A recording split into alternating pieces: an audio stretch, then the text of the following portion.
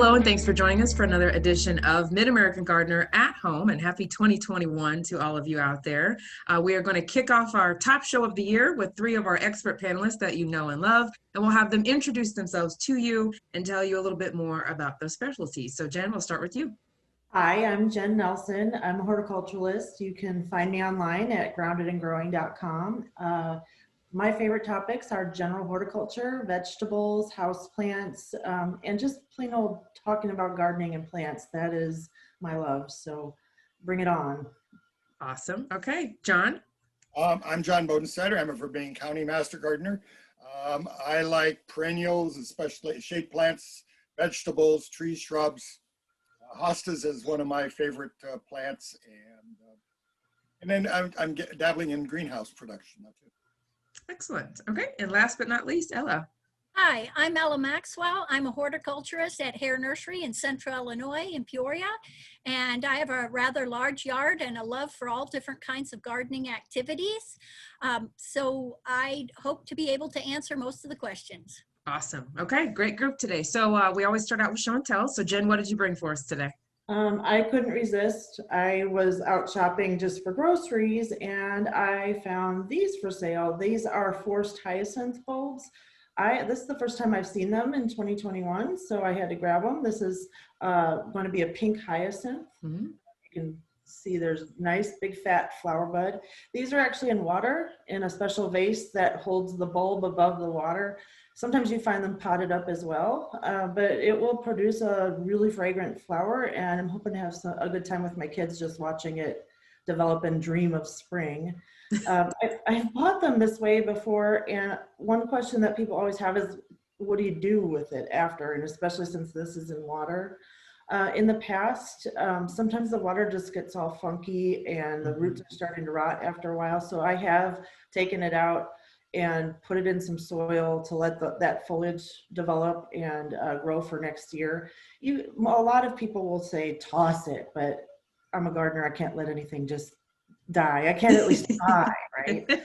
So sometimes, in my experience, hyacinth can have a hard time in our heavy soils around here, but it might take a year of recovery in the garden, but I've gotten them to bloom again. You just got to be patient. You have nothing to lose to trying to plant it. Mm-hmm. Exactly. Why not? I mean, and these are really inexpensive and a good way to just brighten up your space. I think these were like $3.99 where I found them. So, I mean, for less than a cup of coffee at Starbucks, you can have a little slice of spring on your table. Just to pass the time. So from where you have it there, how long will it take for it to flower?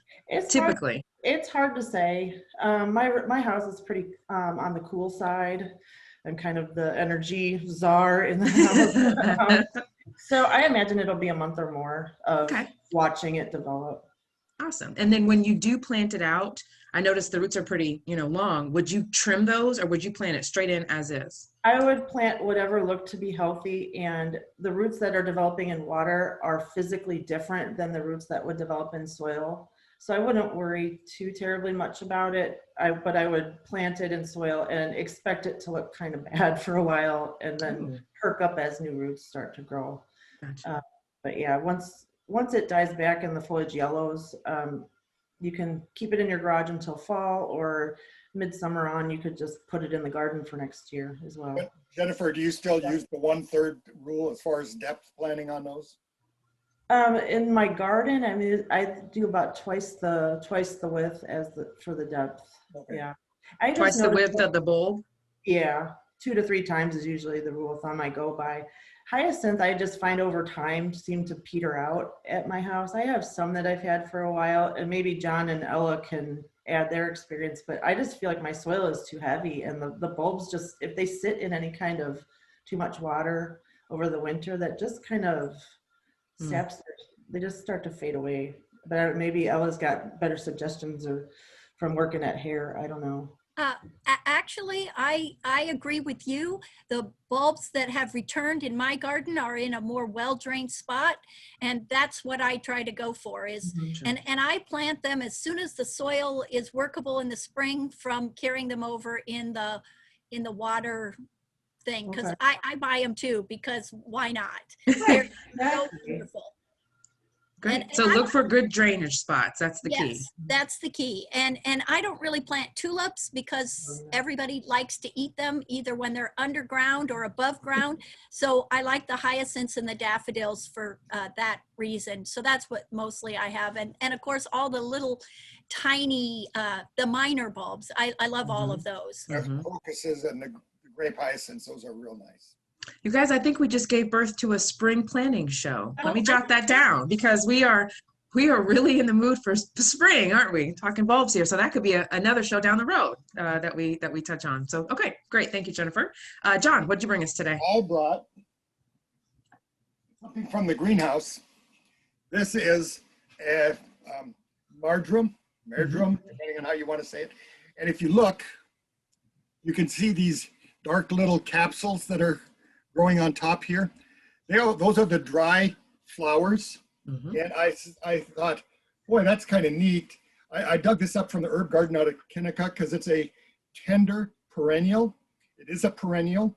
It is in the oregano family. But I said, gee, I wonder if I could start those. And so I picked some off and put them in a little pot. And wouldn't you know, there you go. Ta-da! Maybe marjoram from the seeds.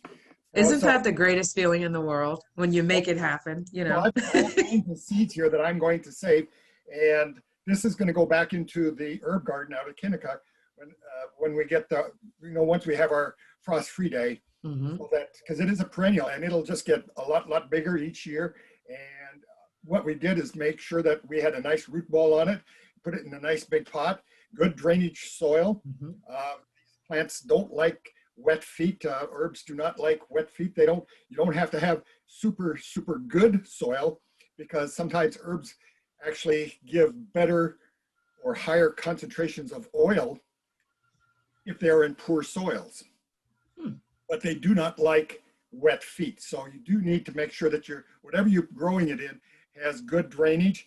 And I just thought it was interesting. I was just so pleased when I saw my little babies come in here. So that's awesome.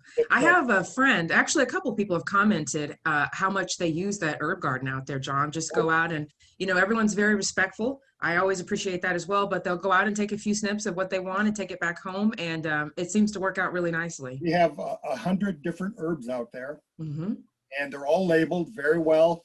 And like you said, people are welcome to come out, take little snips. We don't want them to tear the plant out. Every once in a while, we have that happen, unfortunately. But overall, we've had the people very, very courteous as far as taking little snips. And if they do that, we've got such a variety. And they're like I said, they're all labeled. There's little handouts in a little box that we've got information about the herbs. And it's been one of those projects that really has been very fruitful. I like it. Awesome. Thank you very much. Okay, Ella, what do you got for us today? Well, I can answer the question now, or yeah, let's go for it. DJ was going to do the pictures. Well, actually, let's talk about your pictures and tell us a little bit about the story. Okay. Yeah, all let's do that. Let's go into your photos. All right, here we go. I brought something in. This is cornelian cherry dogwood, and you can see the little flower buds on it. And this is after the ice. Here's one with the ice. Oh, it's dripping on my laptop. Best not have that. But you can see the individual buds. We had an ice storm, and DJ has pictures of all the storm damage that we had. So the ice came first, the weight of the ice on the branches, but then we got over a couple inches of snow. So those combined forces, many branches in my yard failed. And in some of the pictures, you can see the whole plant is just laying over. Now, the problem is if we had snow, you could go out there and gently brush off and lift kind of the plant back up. But because of the ice and then the snow, I tried doing that, but it's so heavy. And because of the ice on there, the branches are way more brittle, and so now I'm just going to have to wait. So what I've been doing is assessing the trees that have the damage and figuring out what will I do. And normally this doesn't stick around very long at all, but we've had temperatures that are not above 35, 36 degrees. The night temperatures are still very low, and we have not had any sun for like 3 days. So I'm gonna, fingers crossed, gonna wait to see what happens and then have to do some pruning. Like I said, normally you can go out there and support some of the branches, maybe put a board underneath them to help keep them up. And again, you're gonna have to do some extra pruning. So we've got some pictures there of just black locust that is kind of a brittle tree. This really brings to focus the type of tree you have and their ability to resist storm damage. So one of the trees there is a redbud. Again, just a large canopy. Another tree I had, an oak, had leaves on it. It was a shingle oak. There's a picture of that, and it's just completely over. Now, we'll just have to kind of wait and see, but it was really the ice first that contributed to the most of this damage. So would you say younger or more mature trees have a worse go of it, I guess, in an ice storm? The mature trees do, because larger diameter branches, and what happens is as the branches fall through the canopy, they'll take more branches down with them. This is definitely the case with like a white pine with an evergreen, this accumulation, it's called ice shearing. So it takes it down with it. I don't have any white pines, so I'm kind of lucky there. A lot of my evergreens are down on the ground, the branches, you know, very heavy, but hopefully they're going to recover. So with this cornelian cherry dogwood that I have here, I am going to force this in water. I'm going to pound this stem because this has little yellow flowers, and it should have had enough cold period to be able to have those come out. So if you had a forsythia that was damaged, any of your early flowering trees or shrubs, a magnolia, I have some magnolia on the ground too. I'm going to try forcing some branches. I've had luck Go ahead, John. I've had luck in doing that. I was going to suggest that before. I said, don't, you can make nice little cuttings, and all you got to do is just change the water periodically. I'd say once every 3 or 4 days, change the water so that it doesn't get stale or stagnant and slimy. And you'd be surprised. It may take a month, but you'll keep those buds will keep swelling. Pretty soon you'll have a nice little day of spring there. Nice. Okay. All right. So Jen, we're back around to you. We've got an insect ID question, number 983, DJ. This person writes in, there is a spider in this picture. Can you tell me what kind of spider it is and if it's beneficial or not? And this is from Sue. So let's see if we can identify what this is for her. What are your thoughts? It looks to me like a yellow garden spider, or sometimes it's called yellow and black garden spider. And they are really the ones that will freak you out in the garden, but they're not going to hurt you. My husband would argue with me about that. But, I just love learning about them because they're around all summer. We don't ever really notice them until about August, September-ish, because that's when they're huge, like a 1-inch, like, you know, they're humongous, and like, how have you not seen this all summer? Well, it was much smaller, and their web gets bigger as they get bigger, and they're really interesting when you start reading about them. They're orb spiders, so they build a circular web, and they tend to rebuild the web every day. Like during the day it's out, and then at night they take it down and they rebuild it. Oh, wow. And they all make this zigzag silk in the middle, and that's if you're a science nerd like I am, that is a source of great debate in the scientific community of what that zigzag is for. And the hypothesis that most people are going with right now is that they think it prevents birds from flying through the web and destroying it. Because they said there's got to be a reason that they build it, because it's a lot of energy to make this almost solid zigzag. So what's the other school of thought if it's not birds? Oh, Now I'm curious. I think like the Latin name for it is like stabilimentum. They thought it did something to stabilize the web, but they said it's barely attached to the web. And they actually did studies where they measured how much food was caught in the web. These poor grad students, right? Having to go count bugs in a spider web. But they figured that the webs that had the zigzag caught less food, and that doesn't like make sense. Like, why would they build it if they're catching less food? So there has to be some been a pretty big benefit for having it there. Interesting. I learned something new today. And I would rather see a spider than a snake in the garden any day. Oh, Oh, me too. So I will take this guy Yeah. over the tiniest little snake any day of the week. All right. Thank you, Jen. John, you have another show and tell, right? Kind of going along with my little marjoram plants, I brought this because we are going to be starting a lot of seeds, and this is really important that you use this type of compound to start your seeds. And this is just one of the brands. There's many different brands, and almost all your garden centers have a seed starting mix. And it's very important because it promotes good drainage. It prevents a real problem with young plants that if you use garden soil or something that doesn't drain as well, there's a disease called damping off. And hardly ever do you get that problem if you use a seed starting mix. Some of the other advantages, you get the really good drainage, and the plants emerge quite easily through it because it is very loose. Sometimes you get a heavy clay soil, or you go to your garden, some of the seeds are so small, they have a very difficult time getting through. So they emerge very easily through this seed starting mix. And then for transplanting, you're gonna be starting them in there. And so when you transplant them, you don't want to be tearing all the roots off of your new transplants. And with these, you can just very easily coach them out of the seed starting mix and then get them started in your potting mix. And that's another thing. You don't want to use garden soil again when you transplant, because there you can be incorporating weed seeds, you can be incorporating diseases, you can be incorporating bad insects.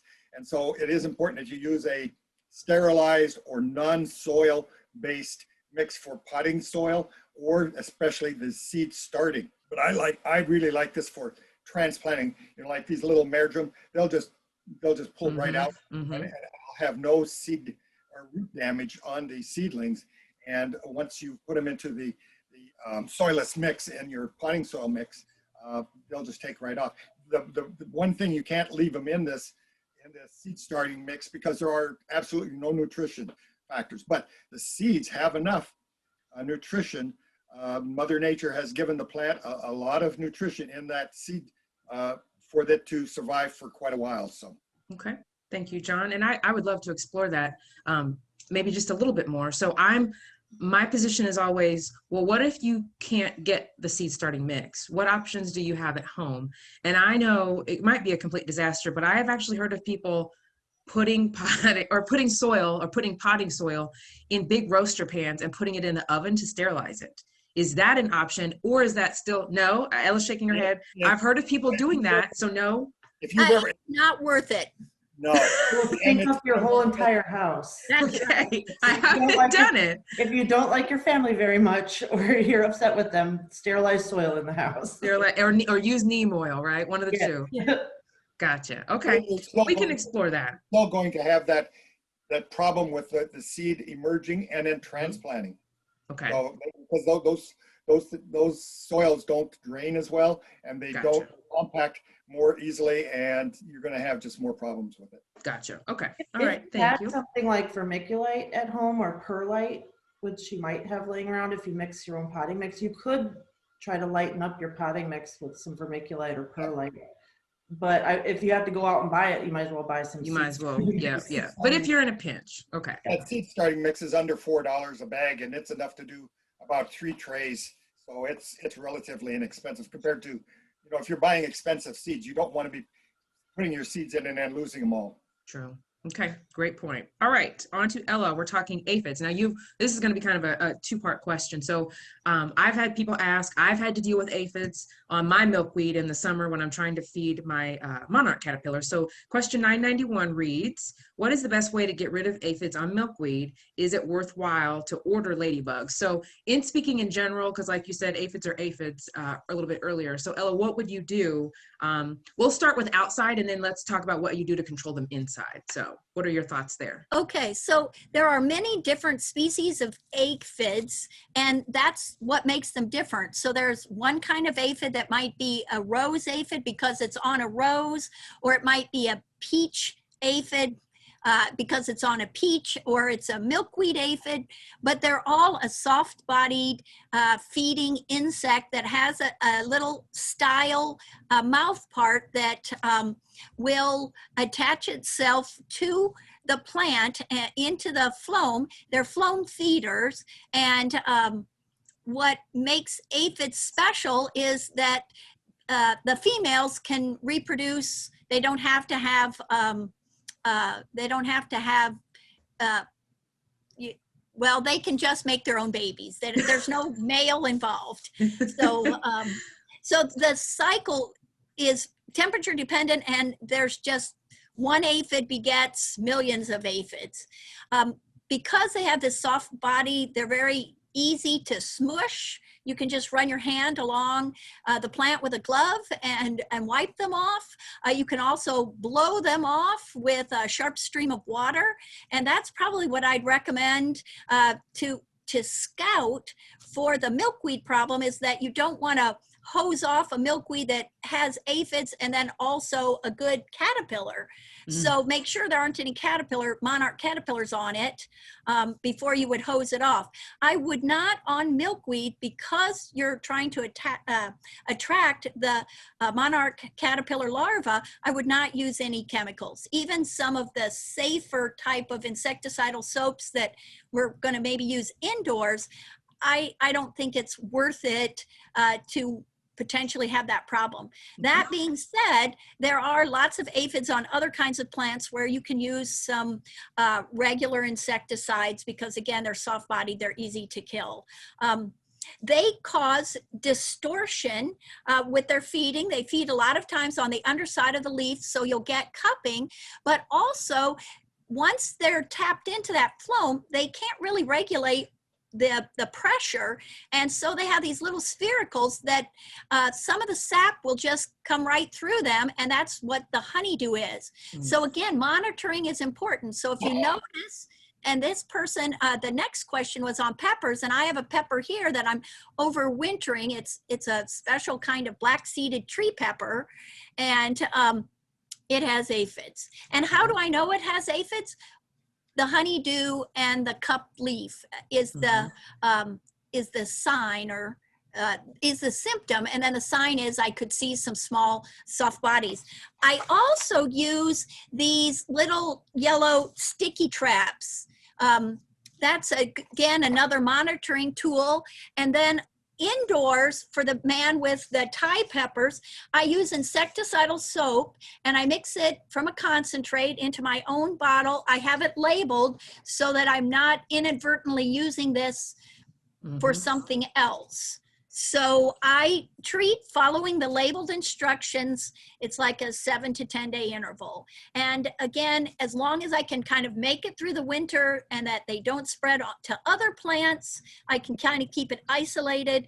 By the time I take it outside, I'm back in business. Okay. All right. And just to go back, the question on the Thai dragon peppers was, I'm growing Thai dragon peppers under lights in my kitchen, and I have recurring problems with aphids. So that just want to let Christy Brown know that her question was being answered. And going back with the aphids as well, the lady wanted to know, could she use lady beetles? They are very good, but they'll probably fly off. I'm sure if you wanted to add them to your garden, you could, but I don't think it would seriously impact the aphid problem you have on your milkweed. Or at least that's been my experience. Maybe the others could chime in. Most of the time, if you have a severe aphid problem, the ladybugs are going to be in your area because they feed voraciously on aphids. But if you don't have enough food for them to reproduce and to propagate and that, they will go somewhere to the neighbor's yard where they have more aphids. But usually, that's why we've brought the ladybugs, the oriental ones. I think Georgia and some of the southern were having real aphid problems under soybeans, so we brought those the yellow ladybugs in, and they cleaned it up very well.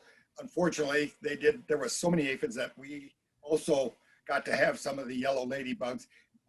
The last couple of years, they must have eaten a lot of the ladybugs or the aphids. We don't have as many because we don't have as many of those oriental ladybugs either. So Okay. they kind of cycled out themselves.